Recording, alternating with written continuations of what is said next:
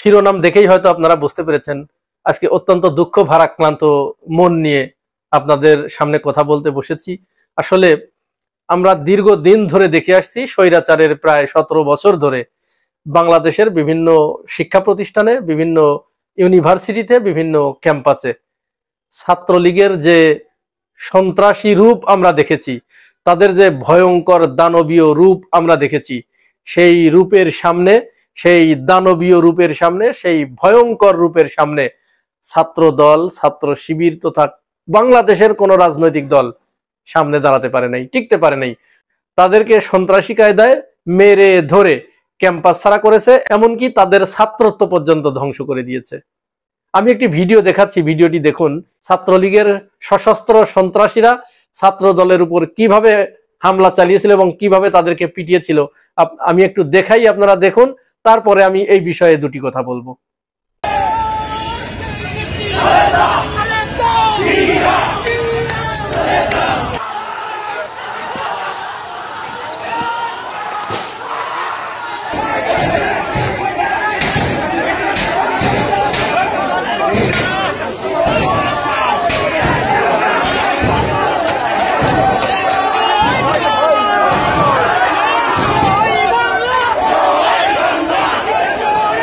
এই যে ছাত্র দলের অসহায় আকুতি এবং তাদের করুণ আত্মসমর্পণ, আমরা আরো একটি ঘটনার ব্যাপারে জানি, আপনারা সবাই জানেন। আমি ভিডিওটি অনেক খুঁজেছি কিন্তু পাইনি।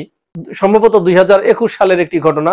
জাহাঙ্গীরনগর বিশ্ববিদ্যালয়ের ছাত্র দল গিয়েছিল কোনো একটা পরীক্ষায় হয়তো অংশগ্রহণ করতে, কিন্তু ছাত্রলীগের একটি মাত্র কর্মীর তাড়াকে ছাত্র দলের ছেলেরা ক্যাম্পাস থেকে পালিয়ে আসতে বাধ্য হয়।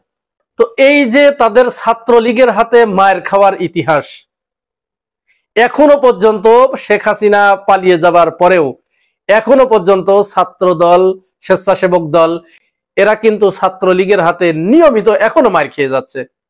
এই দুঃখের কথা কোথায় রাখবো, কার কাছে বলবে এই দুঃখের কথা গিয়ে? এই ছাত্রলীগকে এবং এই আওয়ামী লীগকে বাঁচানোর জন্য এই ছাত্র দল, এই বিএনপি তারা উঠে পড়ে লেগে যায়। তখন আমাদের মতো সাধারণ নাগরিকদের হতভম্ব হওয়া ছাড়া, বেকুব হওয়া ছাড়া আর কোনো উপায় থাকে না। একটি খবর আপনারা আজ কয়েকদিন পত্রিকার পাতায় ঘুরপাক খাচ্ছে, নিশ্চয়ই আপনারা দেখেছেন। আমি সেই খবর থেকে একটু পড়ব। ছাত্র দলের যে পলায়ন পর রাজনীতি, তারা যে ছাত্রলীগের এক কর্মীর তারা খেয়ে পালিয়ে যায়, এই 2025 সালের 12 এপ্রিলের ঘটনা। এই সিলেটে, আমাদের পার্শ্ববর্তী শহর সিলেটের ঘটনা। আমি খবরটি একটু পড়বো আপনাদের। তারা সেখানে ছাত্রলীগের হাতে কিভাবে পিটুনি খেয়েছে, তাদের 31টি মোটরসাইকেল ফেলে যখন তারা পালিয়ে আসছিল, নিষিদ্ধ ঘোষিত সন্ত্রাসী সংগঠন ছাত্রলীগের সন্ত্রাসীরা এই তাদের 31টি মোটরসাইকেল পর্যন্ত পুড়িয়ে দিয়েছে। এই হলো ছাত্র দল। স্বেচ্ছাসেবক দল নেতাকে পেটালো নিষিদ্ধ ছাত্রলীগ নেতা, 31 মোটরসাইকেল ভাঙচুর। মোটরসাইকেল পার্কিংকে কেন্দ্র করে কথা কাটাকাটির জের ধরে সিলেট মহানগর স্বেচ্ছাসেবক দলের সাবেক সদস্য সচিব আজিজুল হক আজিজের উপরে হামলা হয়েছে। হামলায় তাকে সহ 3 জনকে গুরুতর আহত করেছে নিষিদ্ধ ঘোষিত ছাত্রলীগ নেতা দীপু। জানা গেছে শুক্রবার বিকেলে সিলেট ল কলেজের সামনে মোটরসাইকেল পার্কিং করাকে কেন্দ্র করে মহানগর স্বেচ্ছাসেবক দলের সাবেক সদস্য সচিব আজিজুল হক আজিজের সঙ্গে ছাত্রলীগ কর্মী অপুর বাকবিতণ্ডা হয়। এরপর দীপু লোকজন নিয়ে আজিজের উপরে হামলা চালায়। তারা দেশীয় অস্ত্র দিয়ে আজিজের মাথায় আঘাত করে। ছাত্রলীগ নেতা দীপু আওয়ামী লীগ নেতা বিধান কুমার সাহার গ্রুপের অনুসারী। এই ঘটনার সংবাদ পেয়ে ছাত্র দল এবং যুব দলের কর্মীরাও তাদেরকে উদ্ধারের জন্য যখন এগিয়ে যায়, তখন নিষিদ্ধ ঘোষিত ওই ছাত্রলীগের সশস্ত্র ক্যাডারেরা এলাকা থেকে আরো কিছু সশস্ত্র সন্ত্রাসীদেরকে সাথে করে এনে ছাত্র দল এবং যুব দলের কর্মীদের উপরে আক্রমণ চালায়। খবরে বলছে এ সময় এলাকাবাসী জড়ো হয়ে তাদের ঘিরে ফেললে তারা সেখানে 31টি মোটরসাইকেল ফেলে পালিয়ে যায়। তাদের পালানোর ইতিহাস, তারা হাসিনার সময়েও ছাত্রলীগের তারা খেয়ে পালিয়ে গেছে, এখনো তারা ছাত্রলীগের তারা খেয়ে পালিয়ে আসে। কিন্তু কেন এই পালানো, কেন তারা প্রতিরোধ গড়ে তুলতে পারে না? এর অন্যতম কারণ হচ্ছে, আমার কাছে যেটি মনে হয় সেটি হচ্ছে, ছাত্র দলের বর্তমান যারা নেতৃত্বে আছেন দীর্ঘদিন ধরে, তারা প্রত্যেকেই মেয়াদ উত্তীর্ণ। ছাত্রত্বের বয়স তাদেরকে আরো অন্তত 20 বছর আগে পার হয়ে গেছে, অর্থাৎ মুরব্বীরা এই ছাত্র দলের নেতৃত্ব দিচ্ছেন।